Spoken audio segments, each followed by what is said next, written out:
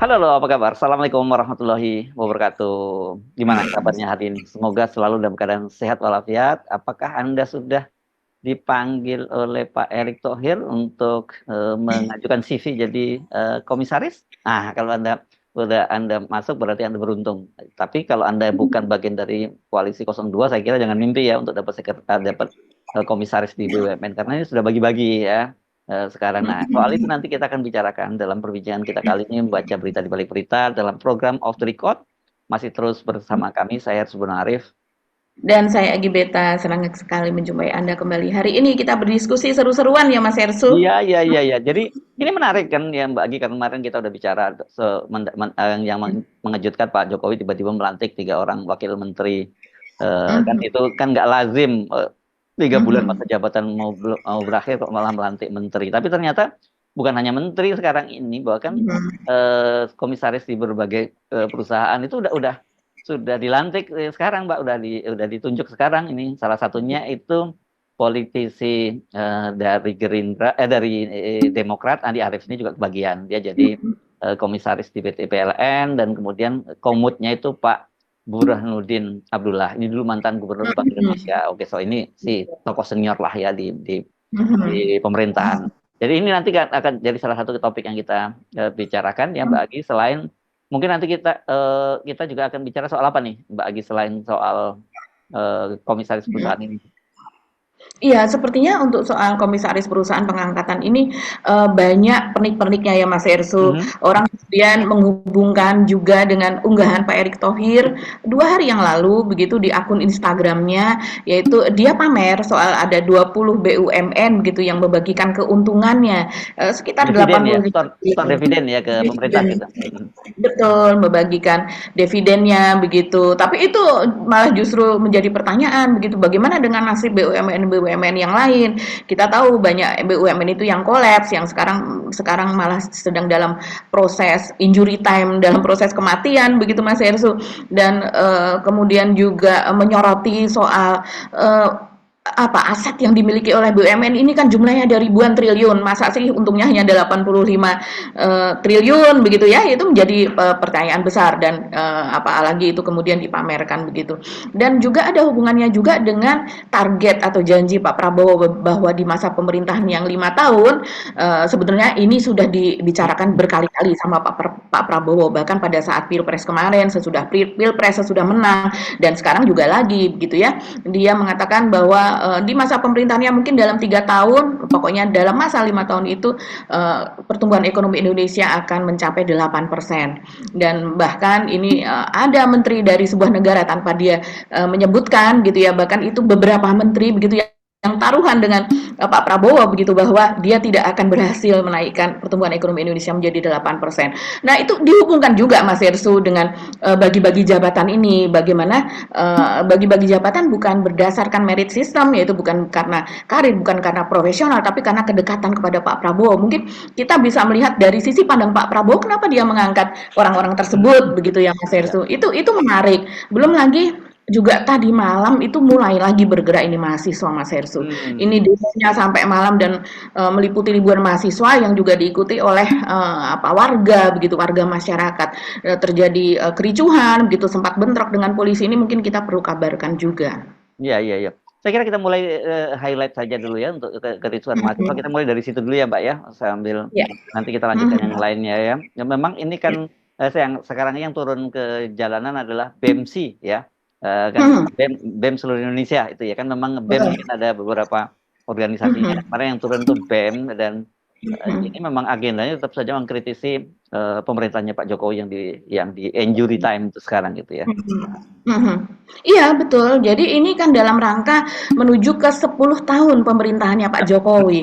Jadi, mereka menyoroti soal itu Mas Hersu, mengenai kegagalan pemerintahan Jokowi, kegagalan dalam memenuhi janji-janjinya, seperti misalnya akan, mencetak sawah 1 juta hektar di luar Pulau Jawa, seperti itu, akan, apa namanya, memberikan lapangan pekerjaan yang, jutaan lapangan pekerjaan, tapi ternyata malah justru, banyak sekali yang di-PHK, dan sekarang gelombang PHK ini masih terus deras membanjiri Indonesia Mas Hersu. Walaupun itu dikatakan Pak Jokowi itu akibat dari geopolitik global dan sebagainya, tapi juga karena apa karena uang-uang yang ada di dalam negeri itu malah justru digunakan untuk sektor-sektor yang tidak produktif, tertanam dan kemudian mungkin baru ada hasilnya beberapa puluh tahun kemudian, itu pun kalau ada hasilnya dan tidak mangkrak. Contohnya adalah IKN. Begitu juga mereka menyoroti soal ketimpangan begitu Mas Hersu. Jadi banyak sekali ini hal yang disoroti dan lagi-lagi seperti yang kita sudah duga, sayangnya Pak Jokowi tidak ada di tempat begitu pada acara Nah, tersebut.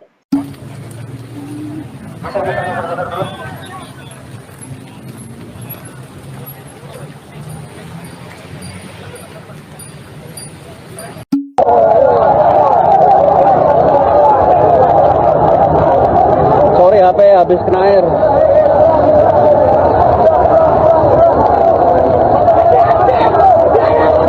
Yang kita juga sudah tahu bahwa BMS ini kan udah woro-woro, dia woro-woro di apa namanya di akunnya, kemudian membuat undangan yang tersebar luas begitu ya. Dan ternyata Pak Jokowi malah justru pergi ke Papua untuk memperingati Hari Anak puncak Hari Anak Nasional yang ke-40 dan kita tahu ternyata di Papua pun juga pasukan keamanan begitu ya untuk kita tahu situasi di Papua saat ini sedang tidak baik-baik saja walaupun Pak Jokowi berada di lokasi yang tidak genting begitu tapi tetap saja keamanannya untuk faktor keamanannya ini membutuhkan ribuan aparat keamanan dan ini juga disorot Mas Hersu bagaimana Pak Jokowi ini dalam setiap kunjungannya menghabiskan uang demikian banyak begitu pengamanan, pengawalan, transportasi apa dan sebagainya begitu kita bisa membayangkan uang itu kalau seandainya digunakan dengan sangat baik dengan bijaksana, sederhana bahkan dapat membantu anak-anak yang sekarang ini target stuntingnya tidak terpenuhi nih kan seharusnya di akhir masa pemerintahan Pak Jokowi tinggal 14%, tapi ternyata pemerintah mengakui Pak Wakil Presiden Pak Maruf Amin mengakui Pak Jokowi pun mengakui itu tidak akan bisa tercapai. Jadi yang penting ada di bawah 20%. Jadi ada target baru dan juga target-target yang lain Mas Hersi. Ini memang amburadul. Jadi saya rasa apa yang dituntut oleh BMSI ini wajar sehingga mereka kemudian tadi malam begitu mereka melakukan aksi besar-besaran yang bahkan seharusnya kalau berdasarkan undang-undang tentang unjuk rasa itu sebelum pukul 6 atau maksimal pukul 6 harusnya mereka sudah membubarkan diri tapi mereka akhirnya sampai malam dan bahkan polisi untuk membubarkan itu harus membutuhkan menyiramkan water cannon gitu ya seperti zaman kita dulu kalau meliput demo berbasah-basah seperti itu ya Mas Ersu dan akhirnya bisa dibubarkan sekitar pukul setengah 8 sampai jam 8 malam akhirnya baru bisa dibubarkan jadi mereka tetap bertahan di lokasi begitu. ya. Nih lain kali buat mahasiswa penting juga menonton podcast saya yang tadi. Saya yang tadi ya baru itu dengan seorang ahli fiskal Awalil Rizki kita membahas klaim-klaim dari pemerintah yang selalu menyatakan bahwa terutama Ibu Sri Mulyani menyatakan bahwa utang itu nggak jadi masalah asal penggunaannya efektif. Jadi kan karena kritik terhadap pemerintah bahwa utangnya sangat sangat besar. Ya sangat tinggi kalau yang dilansir oleh pemerintah kan hanya 8.100-an triliun 8.000 sekian lah begitu ya. Tapi kalau berdasarkan perbincangan dengan Awalil Rizki dengan dia membaca LKPP laporan keuangan pemerintah pusat yang kemudian diaudit oleh BPK itu sebenarnya kalau ditambah dengan kewajiban yang lain yang duitnya juga harus disiapkan oleh pemerintah setidaknya itu 12.657 triliun. Itu utangnya dan kemudian apakah kemudian itu efektif? Ternyata tidak. Kenapa? Karena aset pemerintah juga tidak bertambah, kemudian juga yang paling mudah dilihat itu dari angka pertumbuhan. Kan harusnya kan utang yang besar itu dampaknya pada angka pertumbuhan dan di PDB ya, produk domestik brutonya itu seperti apa. Ternyata kan produk domestik bruto kita juga kalau Pak Jokowi yang paling tinggi aja tahun ini ya, tahun 2024 ini saja sekitar cuman pertumbuhan ekonomi kita itu sekitar 5,05% saja kan begitu ya. Jadi ya omon-omon aja karena kalau para ekonom menyatakan bahwa nggak perlu pemerintahan sebenarnya kalau cuma 5%, cukup dengan tidur saja karena konsumsi domestik kita kan sangat tinggi gitu ya. Konsumsi domestik kita itu mendominasi dari pertumbuhan ekonomi kita itu. Jadi makanya nggak berlebihan kalau disebutkan pemerintahan pun bisa kalau pemerintahan tidurlah 5% itu bisa dan angka ini kan kemudian mereka menyalahkan COVID gitu ya. Tapi COVID kan cuma 2 tahun ya ini. Jadi rata-rata secara keseluruhan kalau termasuk COVID bahkan cuma 4, sekian pertumbuhan ekonomi Indonesia itu beda di eranya Pak Pak SBY itu kan bisa sampai 5,6%. Tapi apakah kemudian juga bisa 8% seperti yang tadi Anda sampaikan oleh Pak Prabowo, nanti kita bahas ya. Ini tapi kaitannya ini penting mahasiswa untuk kalau mau bicara soal benarkah kan selalu kita nggak bisa bantah tentang wah itu apakah produktif atau tidak kan misalnya kemudian ruas jalan yang bertambah dan sebagainya. Ternyata datanya menunjukkan bahwa ruas jalan non tol itu ruas jalan negara, jalan provinsi, jalan kabupaten itu di era Pak Jokowi itu sangat sedikit pertambahannya itu dibandingkan dengan zaman Pak SBY kan yang selalu di apa yang dibangga-banggakan selalu jalan tolnya 2000 km lebih jalan tol yang kemudian bahwa 72% lebih itu di eranya Pak Jokowi kan begitu. Padahal pengalaman saya sekarang yang kita tinggal saya kira bukan hanya saya, kita tinggal di Jabodetabek itu sekarang pengeluaran jalan tol itu besar sekali bahkan lebih besar dari bensin ya Mbak dibandingkan bensin itu lebih mahal tolnya. Jadi itu sih bukan infrastruktur, itu sih bisnis kan gitu ya. Betul, luar biasa. Saya kalau ke rumahnya Mas Hersu begitu ya, itu saya membutuhkan lebih dari 50.000 untuk membayar tol. Sekali jalan ya? Sekali jalan atau pulang pergi? Iya, iya, jadi memang Pulang pergi bisa 100 dong.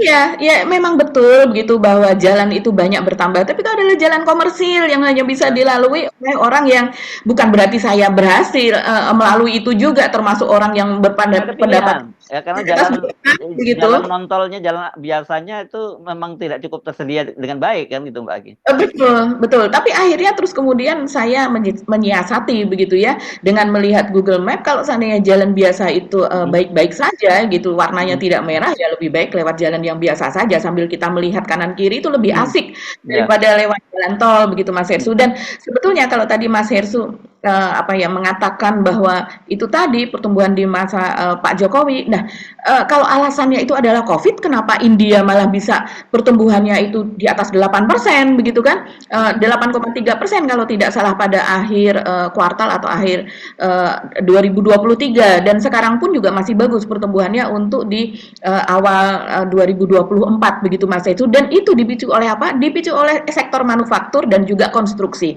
Konstruksi artinya adalah infrastruktur sebetulnya hampir sama dengan Pak Jokowi.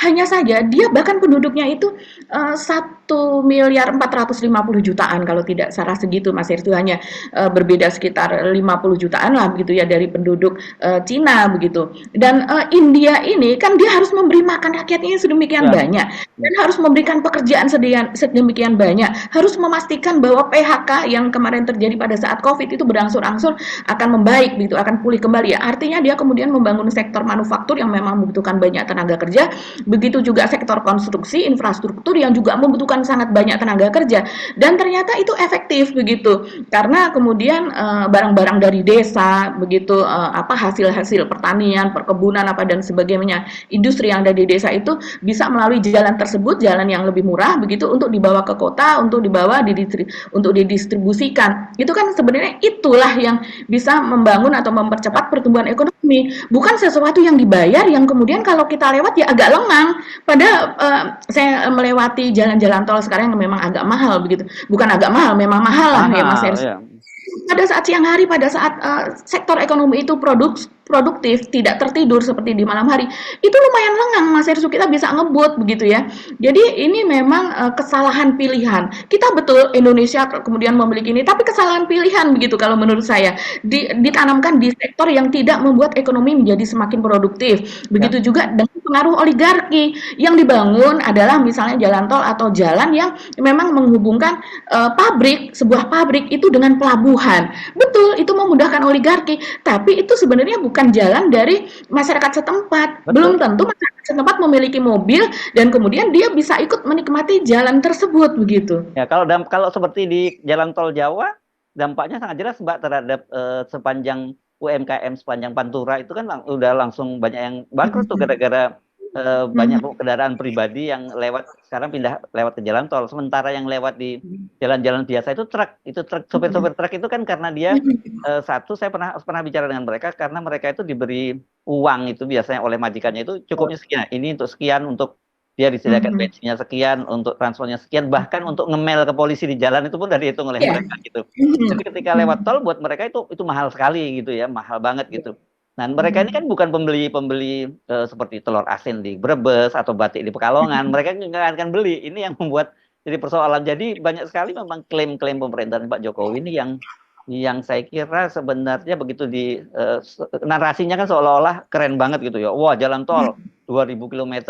Terus dan itu di eranya Pak Jokowi 72% dibangun. Setelah diteliti ternyata dibandingkan ini supaya fair dibandingkan dengan pemerintahan SBY yang utangnya itu cuma kecil 1.300 1.600 saya lupa angkanya gitu.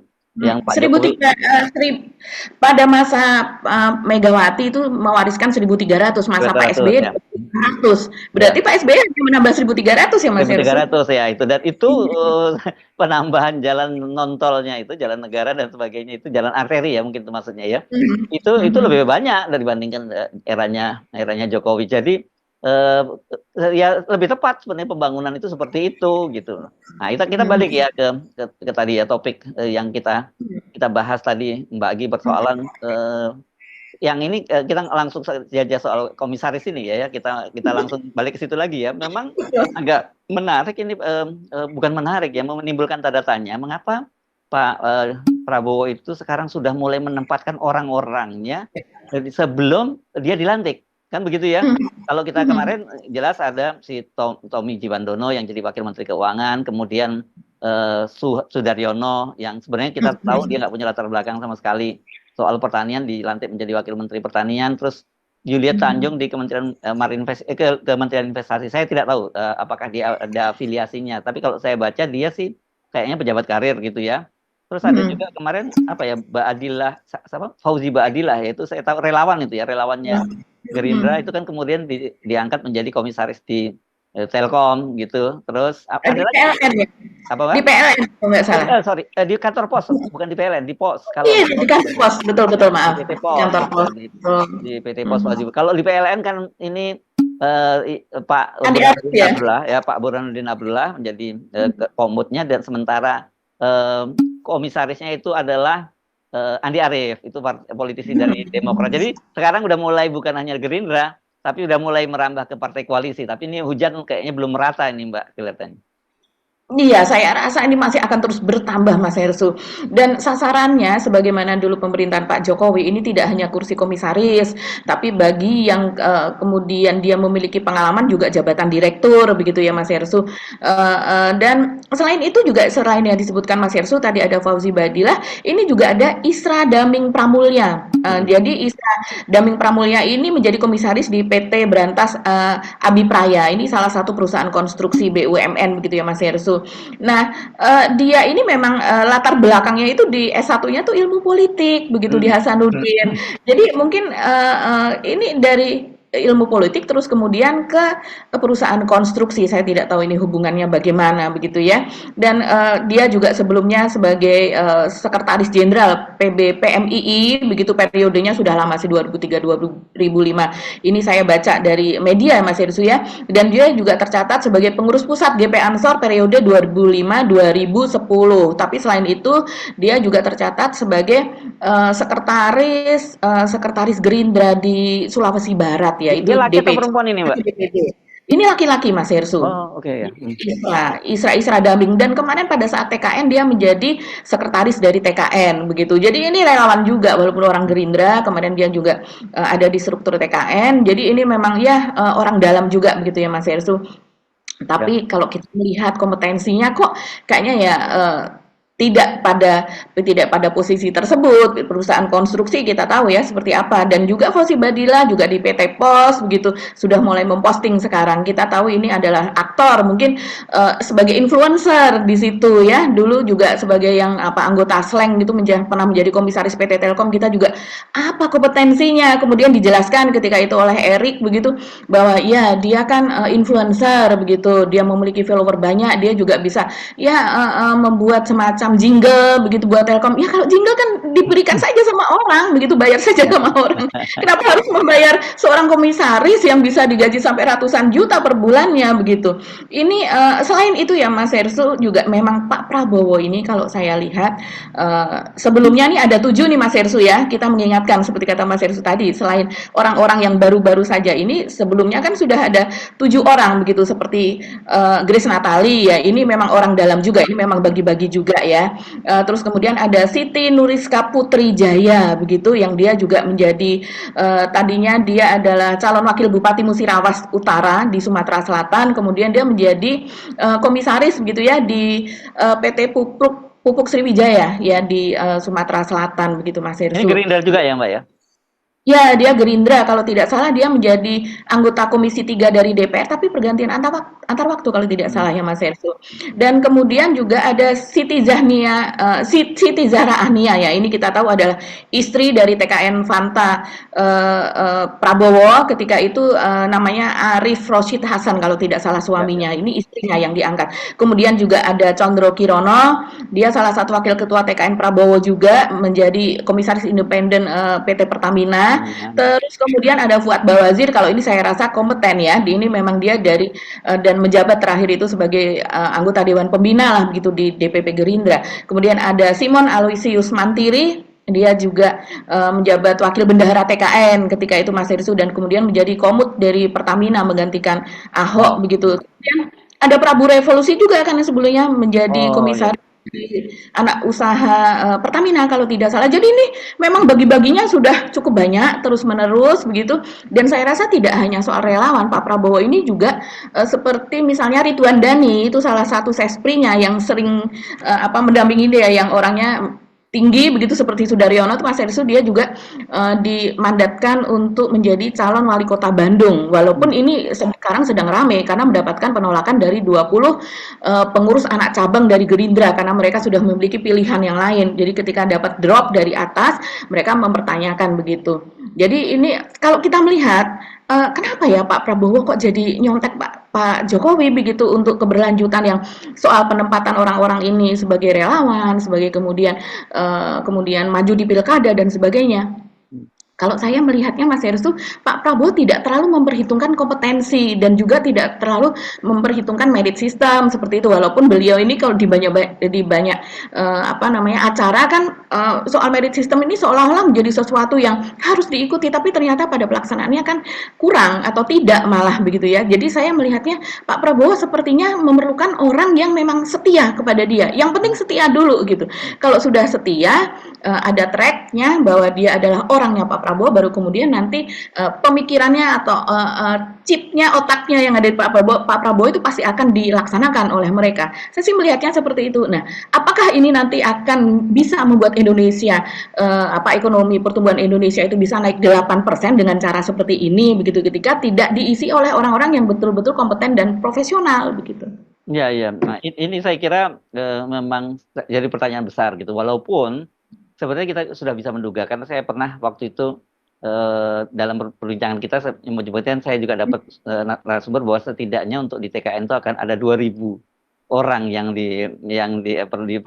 perlu ditempatkan kan besar, organisasinya besar banget ya, apalagi koalisinya besar begitu. Jadi sekitarnya 2.000 orang harus dicarikan posisi. Nah, itu yang saya kira mungkin Pak Prabowo berkepentingan untuk menempatkan orang-orangnya dulu terdekat. Nah, setelah itu nanti yang lain silakan baku atur. Ada sih cukup tokoh yang cukup profesional ya seperti Pak Burhanuddin Abdullah yang jadi komut di PLN kan dia pernah lama menjadi pejabat karir di Bank Indonesia dan kemudian menjadi Gubernur Bank Indonesia. Ya itu mungkin bahkan menurut saya mungkin lebih cocok juga entah dimasukkan di kabinet atau di mana gitu, mungkin lebih tepat juga kan Pak Burhanuddin Abdullah ini. Tapi banyak juga orang-orang yang tadi yang kita sebutkan juga yang banyak yang sebenarnya tidak tepat penempatannya. Tapi begitulah realitasnya memang dari satu presiden ke presiden lain di era demokrasi sekarang ini dimulai terutama dari zaman Pak SBY juga sebenarnya halnya yang sama gitu. Cuman pada waktu kemudian berganti pada Pak Jokowi itu ya karena memang bukan bagian dari meneruskan rezimnya Pak SBY, itu bahkan saya tahu ada beberapa komisaris yang sampai Pak Jokowi memerintah beberapa tahun itu belum diganti di anak-anak perusahaan, tapi anak-anak perusahaan jauh misalnya di di apa ada PTP di mana yang seperti itu ada yang sampai. Nah, tapi kalau ini bahkan pemerintahan belum berganti pun sekarang udah komisarisnya udah masuk orang itu yang menurut saya yang sangat menarik ini Mbak Agi. Iya ya, memang betul, optimisme dari Pak Prabowo ini juga sangat menarik ya Mas Ersu. Dia melakukan itu, memasukkan orang-orangnya dengan harapan, kalau saya, point of view-nya dari Pak Prabowo sepertinya dengan menempatkan orang yang penting itu loyal kepada dirinya begitu, maka semua, program dia akan dapat berjalan begitu. Padahal kan, tidak selalu seperti itu begitu. Jadi orang itu memang harus, memiliki kompetensi pada bidangnya sehingga dia dapat memangkas sesuatu walaupun itu instruksi dari atas memangkas sesuatu yang tidak efisien kan seperti itu.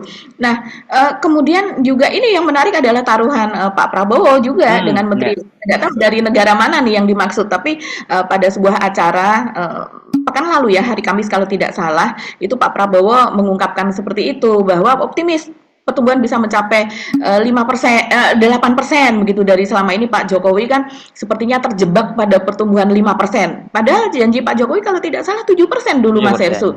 Ya, tapi 6% pun tidak tercapai, hanya di sekitar 5% begitu dengan alasan Covid, terus kemudian geopolitik global dan sebagainya. Nah, ini Pak Prabowo mengatakan, saya tidak mau sebut negara mana, tapi ada menteri dari sebuah negara yang kemudian taruhan sama saya, bahkan dia mengatakan ada beberapa menteri dari sebuah negara yang taruhan sama saya, dia bilang, Your Excellency, if you can achieve 8% growth once, sekali saja dalam 5 tahun akan datang, 5 tahun yang akan datang ini ketika dia sudah memerintah, kita mencapai 8%, they are going to buy me dinner gitu. Jadi akan ditraktir makan malam oleh para menteri tersebut begitu, oleh negara sahabat ini saya rasa ya.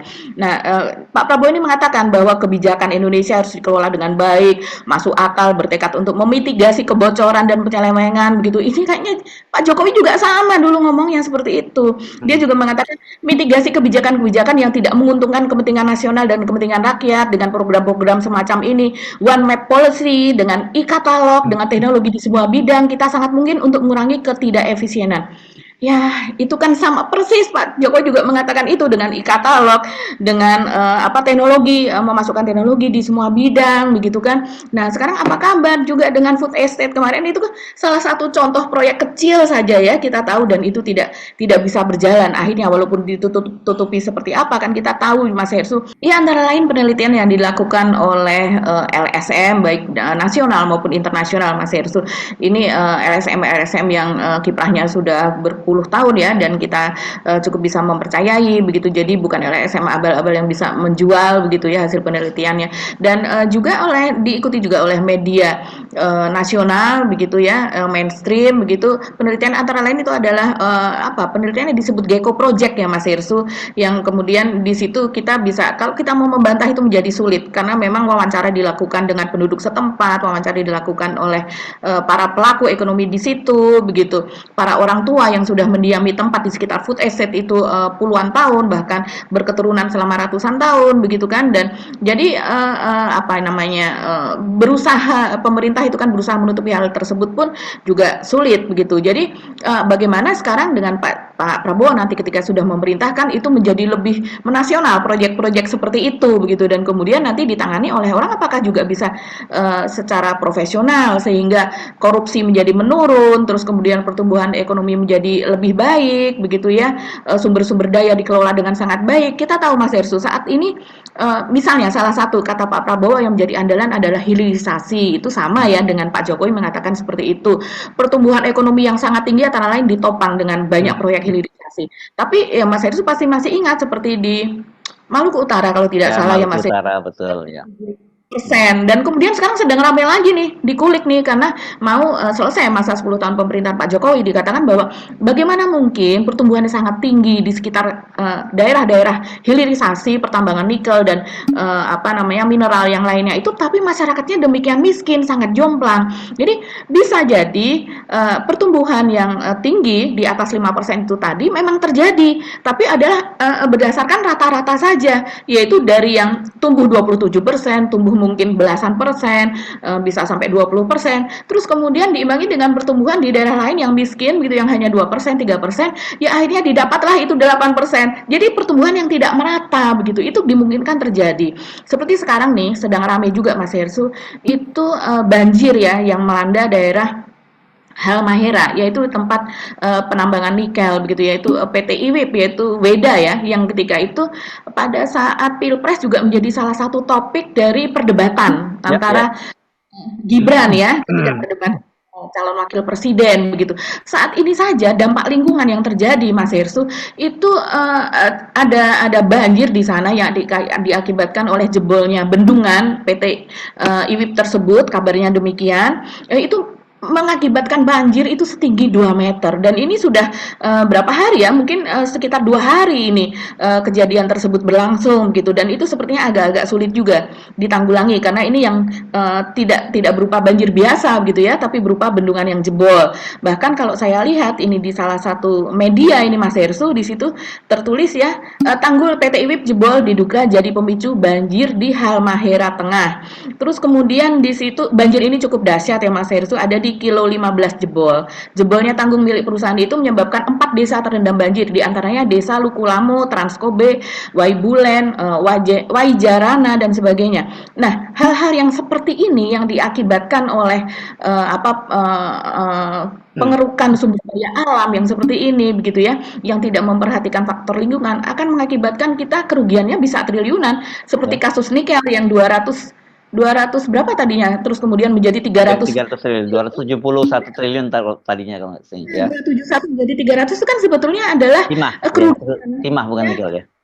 Oh iya, maaf, timah itu sebetulnya kerugian kerusakan lingkungan begitu, yang harusnya mereka berikan kompensasi kepada negara, kepada masyarakat begitu. Jadi memang ada yang tumbuh, tapi juga malah ada yang miskin dan menjadi korban dari itu.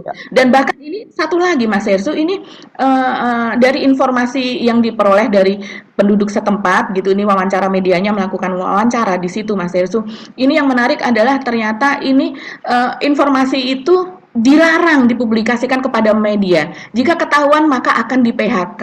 Hingga berita ini ditayangkan, manajemen PT IWIP belum berhasil dikonfirmasi terkait informasi jebolnya tanggul di kilo 15. Nah, kita melihat nanti pemerintahan masa Prabowo apakah akan bisa mengatasi hal semacam ini, investasi-investasi yang tidak ramah lingkungan seperti ini.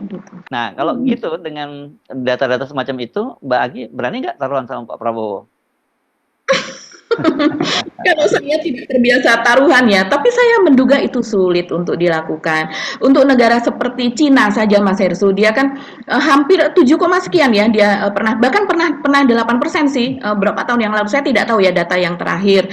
Tapi itu Cina itu melakukannya puluhan tahun loh Mas Hersu. Itu antara 30 tahun, dan kemudian mereka memiliki kebijakan untuk para pelaku korupsi itu yang sangat-sangat ketat begitu ya. Mereka bisa enggak pandang usia berapa, laki perempuan, ditembak ya ditembak, dieksekusi ya dieksekusi begitu, sehingga memiliki efek jera begitu. Dan ini KPK-nya sana bekerja, KPK yang di Korea juga sama, bekerja dengan sangat kalau kita bisa melihat itu on the track lah begitu ya. Beda dengan KPK di sini yang bisa pilih-pilih begitu, pilih-pilih tersangka, bahkan sudah tersangka pun tidak dibui, tidak ditahan begitu kan. Ya ada banyak sekali unsur atau nuansa politik di dalamnya, karena memang sekarang apalagi pegawainya ASN masuk ke dalam ASN dan ada di bawah presiden gitu. Nah, kira-kira Pak Prabowo nanti memperlakukan KPK juga seperti apa gitu. Ya. Saya kira ini penting ya, kenapa kita bahas sekarang ini, kan jangan sampai Pak Prabowo mengulang apa yang dilakukan oleh Pak Jokowi ya. Pak Jokowi kan terlalu banyak janji-janji ekonomi meroket lah. Dan pokoknya banyak janjinya lah yang Pak Jokowi saya kira tidak terbukti. Mudah-mudahan saja Pak Prabowo nggak ketular semacam itu, karena sebenarnya kalau kita lihat kan bukan tipikal semacam itu ya Pak Prabowo. Nanti jangan sampai kemudian kalau dia melakukan hal yang sama, orang akan bilang Pak Prabowo juga ternyata cuma omon-omon aja, kan nggak enak kalau seperti itu ya. Bolehlah meneruskan rezimnya Jokowi, tapi saya kira hal-hal buruk yang terjadi pada pemerintahan Jokowi jangan diulang lagi gitu. Iya, tapi itu sekarang sudah mulai diungkit Mas Hersu. Salah satunya nih yang menarik soal cleansing yang terjadi di wilayah terhadap guru honorer yang terjadi di Jakarta. Yang terjadi di Jakarta. Itu yang namanya di media sosial mulai diungkit bahwa soal Iya, kalau saya feel sorry, merasa kasihan ya dengan mereka ini. Udah gajinya nggak seberapa, tugasnya sama dengan guru pada umumnya, begitu kan. Dan ada yang baru masuk sehari, baru ngajar sehari sudah langsung di-cleansing, langsung diberhentikan seperti itu. Ini kan kasihan banget. Tapi ini yang namanya netizen itu kan ingatannya kuat dan julid, Mas Hersu. Mereka mengatakan, ah biarin aja lah. Toh mereka mendukung keberlanjutan, mereka termakan oleh janji-janji. Bahkan ketika Prabowo menang, ketika itu diumumkan, begitu mereka bersorak-sorai. Kemudian saya di mana saja sih kejadian? Kalau saya sih menemukan ada di Bandung, ada di Jawa Timur, begitu ya. Hmm. Dari beberapa wilayah begitu memang yang honorer maupun guru ini kan memang mereka kecenderungannya mereka juga dimobilisasi, ada berita soal itu ya Mas Ersu, dan mereka gembira dengan kemenangan Prabowo karena apa? Karena ada janji, dan janji ini juga diungkit lagi nih di media sosial berupa rekaman, berupa video, yang kalau sudah berupa video kita sulit kan untuk apa namanya, untuk melawan jejak digital yang sangat otentik seperti itu, seperti misalnya janji dari Hasim Tim gitu ya. ya. Nah, ya. Hakim Joy Hadikusumo begitu, yang dia mengatakan bahwa catat ini apa namanya, wartawan kurang lebih demikian ya, juga mencatat begitu bahwa per Oktober 2024 ini kalau Prabowo Gibran menang maka gaji itu akan 2 juta gaji guru begitu, dan juga dengan guru honorer itu akan naik dari yang hanya berapa ratus ribu itu akan naik menjadi 2 juta, begitu juga akan ada gaji ke-13 dan sebagainya. Bahkan ketika itu juga berjanji akan membuat rumah gitu, rumah untuk ASN apa dan sebagainya sekian ribu begitu. Nah, itu kan ditelan Mas Yesu, ditelan terus kemudian mereka berharap dan mereka percaya seperti halnya dulu janji Jokowi. Tapi setelah kemudian saya lihat lagi jejak digitalnya pada bulan Maret itu dibantah oleh Prabowo bahwa tidak pernah menjanjikan yang seperti itu, akan menaikkan sampai 2 juta. Nah, uangnya kalau saya rasa ya kalau sana itu ya uangnya dari mana ya, serta merta begitu begitu dilantik kemudian langsung mengeksekusi begitu kan. Itu kan janji-janji Pilpres, janji-janji kampanye. Saya tidak tahu apakah antara Hasim dan Prabowo sudah ada percakapan sebelumnya begitu ya. Tapi ya itu salah satu janji Mas Hersu, yang kata Mas Hersu ya janganlah janji-janji itu sudah terjadi begitu. Janji sulit ditepati. Seperti sekarang makan gratis dari Ya.